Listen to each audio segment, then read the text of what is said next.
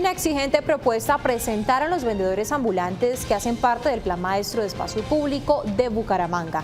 Ante las dificultades de la cuarentena, los comerciantes piden al alcalde un mes de sueldo para cubrir gastos en sus hogares. Así lucen los carros de ventas ambulantes entregados a los comerciantes informales de Bucaramanga, inmóviles en algún parqueadero desde hace un poco más de 2 meses.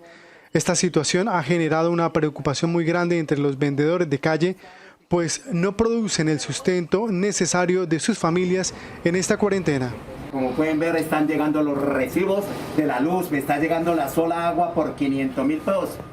Todavía en este momento nosotros cumplimos lo que el mismo gobierno nos puso en la cuarentena y hasta la presente no hemos recibido ninguna ayuda.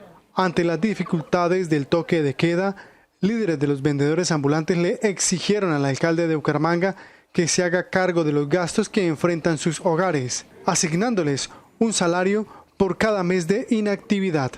Que el señor alcalde Juan Carlos Cárdenas se comprometa con cada vendedor a darle un salario mínimo, que usted se comprometa en cubrir los gastos de estos 2 meses anteriores y los que vengan por culpa de la pandemia, como son deudas en los bancos, servicios en general, arriendos y alimentación para cada familia de vendedores.